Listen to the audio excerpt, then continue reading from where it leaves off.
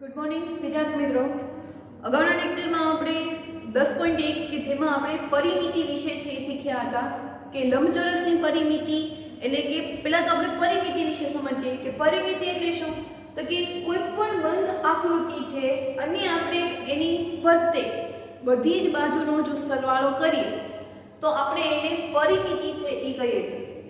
લંબચોરસની પરિમિતિ તો એમાં આપણે લંબાઈ છે એ આવશે, તો લંબચોરસ હશે તો એમાં લંબાઈ અને એની આ બાજુ છે એ પહોળાઈ થશે. તો અહીંયા લંબચોરસ હોય તો એના સામસામેની બાજુ સમાન હશે એટલે અહીંયા લંબાઈ છે એ બે વખત થશે. એવી જ રીતે પહોળાઈ પણ,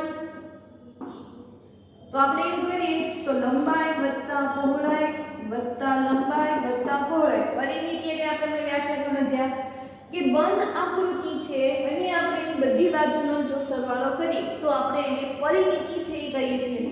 તો અહીંયા લંબાઈ છે બે વખત થશે એટલે 2 ગુણ્યા લંબાઈ વત્તા 2 ગુણ્યા પહોળાઈ એવું થશે.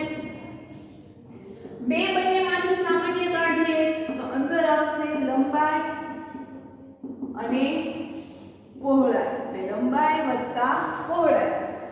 સંજ્ઞા સ્વરૂપે લખીએ તો લંબાઈને L વડે કહીશું, પહોળાઈને B વડે, તો સૂત્ર આવશે 2 ગુણ્યા કૌંસમાં લંબાઈ વત્તા પહોળાઈ. એવી જ રીતે આપણે ચોરસ માટે વાત કરીએ તો ચોરસ હોય તો એની બધી બાજુ છે કેવી હશે? સમાન હશે.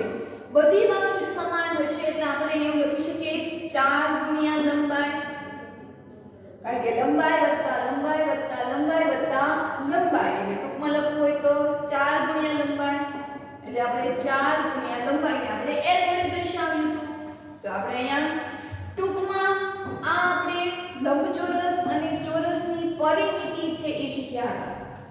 તો હવે આજના લેક્ચરમાં આપણે ક્ષેત્રફળ વિશે છે એ સમજવાનું છે કે લંબચોરસનું ક્ષેત્રફળ એટલે એનું સૂત્ર છે એ શું થાય. એવી જ રીતે ચોરસ, તો ચોરસનું ક્ષેત્રફળનું સૂત્ર શું થાય? તો અહીંયા આપણે ક્ષેત્રફળ વિશે પહેલા વ્યાખ્યા સમજીએ કે ક્ષેત્રફળ છે એ શું કહેવાય. તો કે કોઈ પણ પદાર્થે જેટલી જગ્યા રોકેલી છે એને આપણે ક્ષેત્રફળ કહીએ છીએ. ફરીથી કે કોઈ પણ પદાર્થે કેટલી જગ્યા રોકી છે તો આપણે એનું ક્ષેત્રફળ છે એ શોધવું પડે. આપણું બાંધકામ, મકાન લઈએ છીએ ત્યારે એનું બાંધકામ તો એ ક્ષેત્રફળમાં હોય છે. એવી જ રીતે કોઈ ઈંટ મૂકેલી હોય છે કોઈ જગ્યાએ તો એ ઈંટે કેટલી જગ્યા રોકી છે તો એને આપણે ક્ષેત્રફળ સ્વરૂપે છે એ લઈએ છીએ. ટૂંકમાં ક્ષેત્રફળ પણ હંમેશા બંધ આકૃતિઓમાંથી જ મળે છે. આમ પહેલા તો આપણે ક્ષેત્રફળ સમજીએ લંબચોરસનું. તો લંબચોરસનું ક્ષેત્રફળ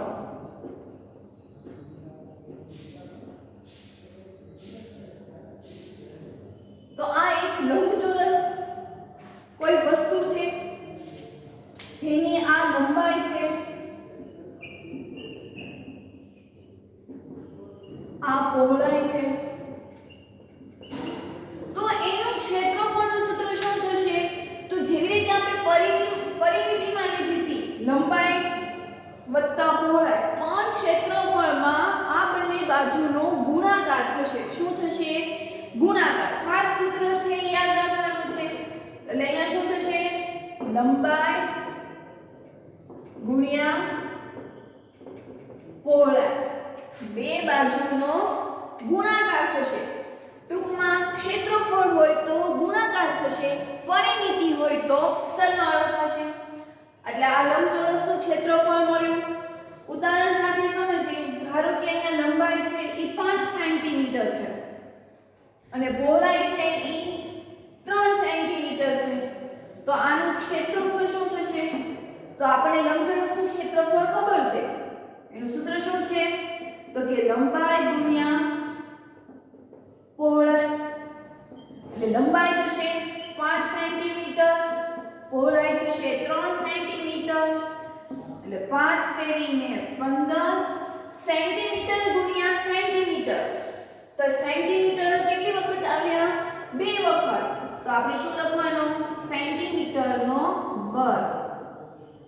બરાબર, અથવા તો શું લખાય ચોરસ સેન્ટીમીટર આપણે પરિમિતિમાં શીખ્યા હતા.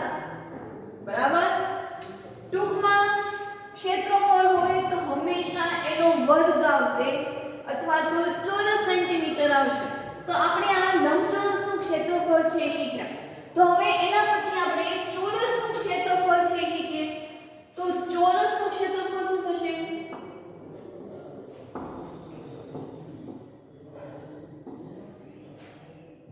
તો ચોરસ એટલે શું થશે? બધી બાજુ કેવી હોય એની સમાન, એટલે કે આ લંબાઈ તો આ પણ આને શું કહેવાશે? લંબાઈ જ તે. તો જેવી રીતે આપણને લંબચોરસના ક્ષેત્રફળમાં આપ્યું હતું કે લંબાઈ ગુણ્યા પહોળાઈ, એવી રીતે અહીંયા શું થશે? ક્ષેત્રફળમાં લંબાઈ ગુણ્યા લંબાઈ એવું થશે. જેવી રીતે આપણે અહીંયા લંબાઈ ગુણ્યા પહોળાઈ કર્યું એવી જ રીતે અહીંયા શું થશે? લંબાઈ ગુણ્યા લંબાઈ એટલે શું આવે? લંબાઈનો વર્ગ. લંબાઈ કેટલી વખત આવ્યા? 2 વખત. એટલે ઉપર બગડો જો 3 વખત આવ્યા હોય તો 3 ઘાત કરવાની. ટૂંકમાં આનું ક્ષેત્રફળ આપણે લંબાઈ કેવું હોય? લંબાઈને આપણે કોના વડે દર્શાવીએ છીએ? L વડે. તો અહીંયા શું થશે છે? L નો વર્ગ. એટલે લંબચોરસનું ક્ષેત્રફળનું સૂત્ર શું થશે? L નો વર્ગ. ખાસ બધા સૂત્રો છે એ યાદ રાખવા કે લંબચોરસનું ક્ષેત્રફળ એટલે લંબાઈ ગુણ્યા પહોળાઈ. એવી જ રીતે ચોરસનું ક્ષેત્રફળ હોય તો એમ શું આવશે? બાજુનો વર્ગ અથવા તો L નો વર્ગ. તો હવે આપણે એને આધારેના સ્વાધ્યાય 10.3 ના થોડા દાખલાઓ છે એ જોઈએ.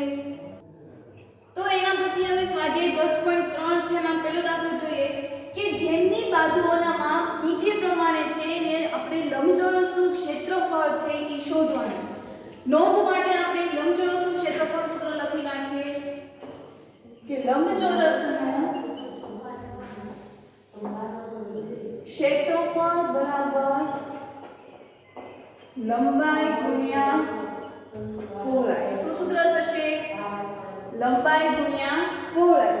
તો એના આધારે આપણે પહેલો દાખલો છે એ જોઈએ. તો પહેલા દાખલામાં આપણને આપે છે 3 સેન્ટીમીટર અને 4 સેન્ટીમીટર. 3 સેન્ટીમીટર અને 4 સેન્ટીમીટર. આમાં આપણને એવું કીધેલું નથી કે 3 સેન્ટીમીટર છે એ લંબાઈ છે અથવા તો 4 સેન્ટીમીટર છે એ પહોળાઈ છે, એવી કોઈ જાણકારી આપણને આપી નથી. તો જ્યારે આપણને એવી પૂરેપૂરી જાણકારી નથી આપેલી હોતા ત્યારે આપણે આ બંને સંખ્યાઓમાંથી કોઈ પણ એકને આપણે લંબાઈ ધારીશું તો બીજી આપોઆપ શું ધરાઈ જશે? પહોળાઈ. એટલે અહીંયા આપણે લખીએ કે ધારો કે લંબાઈ બરાબર 3 સેન્ટીમીટર અને પહોળાઈ બરાબર 4 સેન્ટીમીટર. બરાબર, તમે કોઈ પણ ને ધારી શકો. અહીંયા તમે લંબાઈને 4 સેન્ટીમીટર પણ ધારી શકો. બરાબર, તો આપણે ક્ષેત્રફળ શોધીએ કે લંબચોરસનું ક્ષેત્રફળ બરાબર સૂત્ર શું હતું? લંબાઈ ગુણ્યા પહોળાઈ. લંબાઈ કેટલી છે? 3 સેન્ટીમીટર અને પહોળાઈ શું છે? 4 સેન્ટીમીટર. એટલે 4 3 ચોક 12. અહીંયા સેન્ટીમીટર છે એ 2 માં થાય છે પુનરાવર્તન. એટલે શું આવશે? સેન્ટીમીટરનો વર્ગ. એટલે એની ઘાતમાં 2 આવશે. બરાબર, તો આ આપણે લંબચોરસનું ક્ષેત્રફળ છે શોધી નાખ્યું. આવી જ રીતે આપણે બીજો દાખલો કરીએ તો બીજામાં પણ આ જ રીતે છે. 12 મીટર અને 21 મીટર. આમાં પણ આપણને લંબાઈ પહોળાઈ છે એ આપણને કીધું નથી, તો આપણે એને ધારી નાખીએ કે ધારો કે લંબાઈ બરાબર 12 મીટર અને પહોળાઈ 21 મીટર. ક્ષેત્રફળ શોધી નાખીએ કે ક્ષેત્ર ક્ષેત્રફળ બરાબર લંબાઈ ગુણ્યા પહોળાઈ. લંબાઈ આપણી પાસે છે 12 મીટર અને પહોળાઈ 21 મીટર. બંનેનો ગુણાકાર કરવો પડશે. તો 12 ગુણ્યા 21, બે રકમ છે એટલે 0, 2 દુ 4, 2 એકા 2 વત્તા 1 દુ 2, 1 એકા 1. એટલે કેટલો જવાબ આવ્યો? 252. તો 252 મીટર સ્ક્વેર. અહીંયા પણ મીટર ગુણ્યા મીટર આવે. ગુણાકાર હોય તો જ તે મીટરનો વર્ગ આવશે. બરાબર? આવી જ રીતે હવે આપણે ત્રીજો કરીએ, જે આપણને શેમાં આપ્યું છે? કિલોમીટરનું.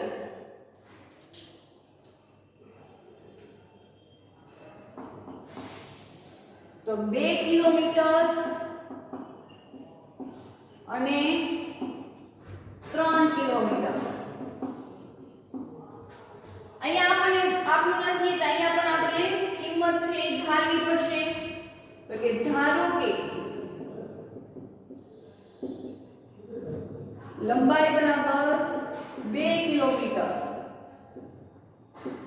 પહોળાઈ 3 કિલોમીટર. શું શોધવાનું છે આપણને? રકમમાં શું શોધવાનું કીધું છે? ક્ષેત્રફળ. તો ક્ષેત્રફળ કોનું શોધવાનું છે? લંબચોરસનું. લંબચોરસના ક્ષેત્રફળનું સૂત્ર છે લંબાઈ ગુણ્યા પહોળાઈ. લંબાઈ છે ઈ 2 કિલોમીટર અને પહોળાઈ 3 કિલોમીટર. તો 2 તેરી 6 કિલોમીટરનો વર્ગ. શું આવશે? 6 કિલોમીટરનો વર્ગ. એટલે જે કોઈ રકમ આપ્યું હોય એનો આપણે શું કરી નાખવાનો છે? વર્ગ કરી નાખવાનો છે. એના પછી બી 2 મીટર અને 70 સેમી એવું આપ્યું છે. એટલે કે 1 એકમ છે એ તમારી પાસે મીટરમાં છે અને 1 એકમ છે એ તમારી પાસે સેન્ટીમીટરમાં છે. તો કોઈ પણને આપણે ફેરવી નાખીશું. મીટરમાં ફેરવી નાખીશું અથવા તો સેન્ટીમીટરમાં. થોડુંક કરી આગળ એટલે ખ્યાલ આવશે.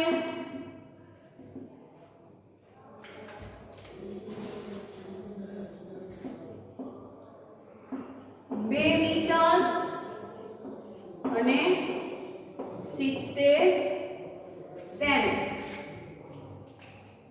તો ત્રિરાશિ મૂકીશું આપણે પહેલા કે 1 મીટર બરાબર 100 સેન્ટીમીટર. આપણે એવી મીટરમાં ફેરવી નાખીશું. બંનેને મીટરમાં આવે. આ તો મીટરમાં છે જ એટલે એને કઈ ફેરવવાની જરૂર નથી. પણ આ સેન્ટીમીટરમાં છે 70. તો આપણે એને ફેરવી નાખીશું મીટરમાં. તો 70 સેમી આપેલું હોય ત્યારે કેટલા કિલોમીટર થાય? ત્રિરાશિ. તો 70 ગુણ્યા 1 છેદમાં 100. ચોકડી ગુણાકાર થશે, સામસામેનાનો ગુણાકાર. એટલે 0 0 કેન્સલ. શું જવાબ આવ્યું? 7 એકા 7 છેદમાં 10. છેદમાં કેટલા 0 છે? એક જ છે. એટલે પોઈન્ટ છેલ્લેથી કાપીએ એટલે 0.7. શેમાં ફરી ગયું હવે? મીટરમાં. શેમાં ફરી ગયું? મીટરમાં. તો હવે આપણે ખાલી આનું ક્ષેત્રફળ શોધવાનું છે. તો કે ક્ષેત્રફળ બરાબર લંબાઈ ગુણ્યા પહોળાઈ. એવું તો છે. તો લંબાઈ આપણને કેટલી મળી હતી? 2 મીટર. કોઈ પણ એક લખી નાખવાનું. 2 મીટર અને પહોળાઈ 0.7 મીટર થાય એવું. તો 2 સત્તા ને 14. પોઈન્ટ વાળો ગુણાકાર છે તો શું આવશે? પોઈન્ટ એક જ કાપવાનું, કારણ કે અહીંયા પોઈન્ટ પછી એક જ રકમ છે એટલે આપણે 14 લખીએ અને છેલ્લેથી પોઈન્ટ કાપવાનું એટલે 4 પછી પોઈન્ટ આવશે એટલે જવાબ કેટલો આવ્યો? 1.4. એકમ શું આવશે? મીટરનો વર્ગ. એકમ લખવો ફરજિયાત છે. એકમ ન લખીએ તો એના માર્ક્સ છે એ કપાઈ જાય છે. તો અહીંયા આપણે કેટલું આવ્યું? 1.4 મીટર સ્ક્વેર. એટલે કોઈ પણમાં તમે ફેરવી શકો છો, કાં તો મીટરમાં ફેરવી શકો અથવા તો સેન્ટીમીટરમાં. તો આમ આપણે લંબચોરસનું ક્ષેત્રફળ છે શોધ્યું. આમ લંબચોરસનું ક્ષેત્રફળનું સૂત્ર શું થશે? લંબાઈ ગુણ્યા પહોળાઈ. ક્લિયર? તો હવે એનાથી આગળનો પ્રશ્ન છે એ જોઈએ. તો એના પછીનો બીજો પ્રશ્ન છે કે જેમની બાજુઓના માપ નીચે પ્રમાણે છે તેવા ચોરસનું ક્ષેત્રફળ છે એ શોધો. એટલે આપણે ચોરસનું ક્ષેત્રફળ શોધવાનું છે. તો આપણે એનું પણ સૂત્ર શીખ્યા કે ચોરસનું ક્ષેત્રફળ બરાબર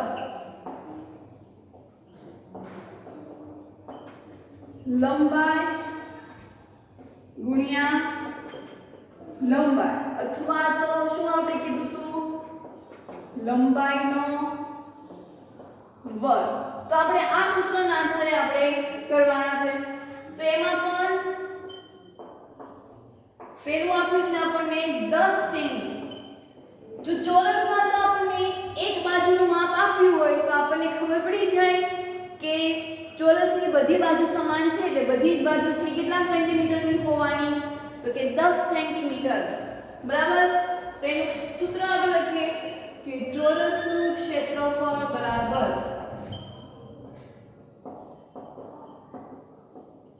લંબાઈનો વર્ગ. આપણે ટૂંકમાં લખીએ એટલે કે લંબાઈનો વર્ગ.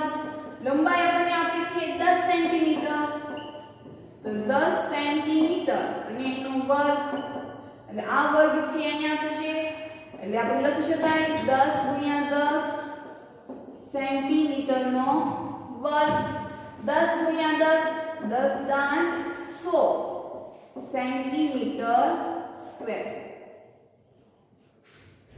ક્લિયર? એના પછીનો બીજો 14 સેન્ટીમીટર. તો ચોરસનું ક્ષેત્રફળ બરાબર લંબાઈ ગુણ્યા લંબાઈ. બરાબર? લંબાઈ ગુણ્યા લંબાઈ. લંબાઈ આપણને આપ્યું છે 14 ગુણ્યા 14 સેન્ટીમીટર. બે વખત પુનરાવર્તન થાય છે એટલે કે સેન્ટીમીટરનો વર્ગ. 14 ગુણ્યા 14 196 સેન્ટીમીટર સ્ક્વેર. એવી જ રીતે 5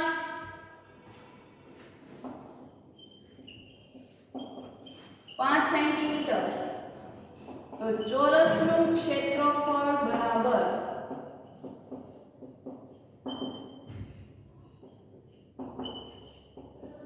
લંબાઈ ગુણ્યા લંબાઈ.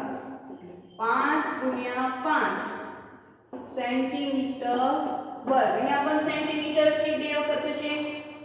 તો 5 ગુણ્યા 5 એટલે 25 સેન્ટીમીટરનો સ્ક્વેર.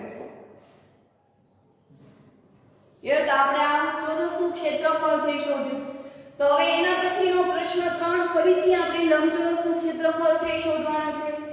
એક દાખલો કરાવીશ, બાકીના છે હોમવર્કમાં જાતે કરવાના છે. તો અહીંયા આપણને આપ્યું છે 9 મીટર અને 6 મીટર. બરાબર? આમાં પણ આપણને કીધું નથી કે કોનું માપને આપણે લંબાઈ કહીશું કે પહોળાઈ કહીશું. તો અહીંયા પણ આપણે ધારવું પડશે કે ધારો કે લંબાઈ બરાબર 9 મીટર અને પહોળાઈ 6 મીટર. ક્ષેત્રફળ જ તે આપણે શોધવાનું છે. તો કે લંબચોરસનું ક્ષેત્રફળ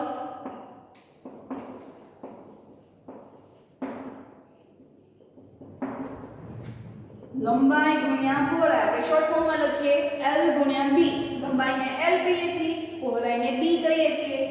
તો લંબાઈ આપણી પાસે થાય 9 મીટર, પહોળાઈ થાય 6 મીટર. 9 6 54 મીટર ગુણ્યા મીટર એટલે મીટરનો વર્ગ. તો આ એનું ક્ષેત્રફળ. એટલે L ગુણ્યા B એટલે બંનેનો ગુણાકાર કરી નાખવાનો. એટલે 9 6 54 મીટર સ્ક્વેર. એવી જ રીતે અહીંયા બી માં 17 મીટર અને 3 મીટર આપ્યું છે, એટલે 17 ને આપણે જો લંબાઈ તરીકે લઈએ તો 3 મીટર ને આપણે પહોળાઈ સ્વરૂપે લઈશું, તો 17 તેરી 51 મીટર ગુણ્યા મીટર એટલે મીટર સ્ક્વેર. એવી જ રીતે અહીંયા સી માં પણ 4 મીટર અને 14 મીટર આપ્યું છે, તો લંબાઈને 4 મીટર લઈએ તો પહોળાઈને 14 મીટર લઈશું. સૂત્ર મૂકશું લંબાઈનું કે લંબાઈ ગુણ્યા પહોળાઈ 4 ગુણ્યા 14 એટલે 14 × 56 મીટર ગુણ્યા મીટર એટલે મીટરનો વર્ગ. તો અહીંયા આપણે લંબચોરસનું ક્ષેત્રફળ શોધ્યું. તો હવે એના પછીનો આગળનો પ્રશ્ન છે એ જોઈએ. તો ઉદાહરણ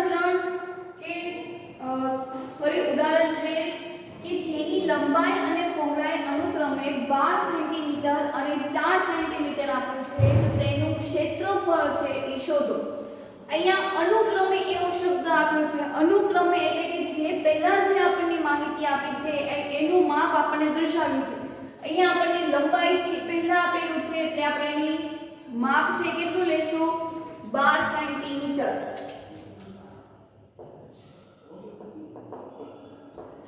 એટલે કે લંબાઈ બરાબર 12 સેન્ટીમીટર અને પહોળાઈ ઓકે 4 સેન્ટીમીટર. શું શોધવાનું કીધું છે આપણને ક્ષેત્રફળ. તો લંબચોરસનું ક્ષેત્રફળ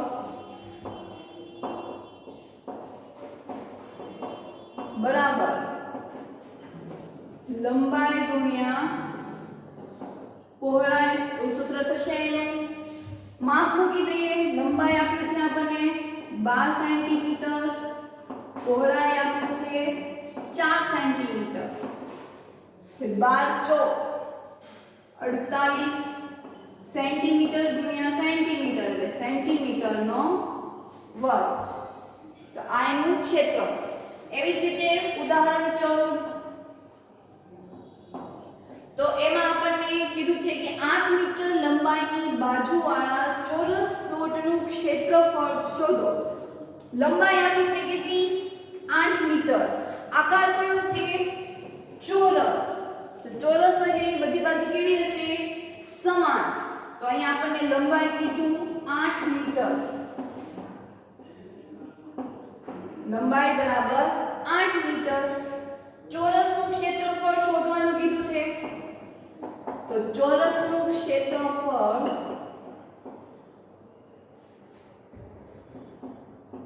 બરાબર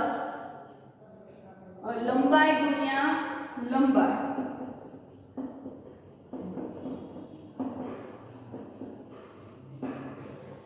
आठ मीटर गुणिया 8 मीटर 8 64 मीटर गुणिया मीटर એટલે મીટરનો સ્ક્વેર. ચોરસનું ક્ષેત્રફળ કેટલું મળ્યું આપણને 64 મીટર સ્ક્વેર.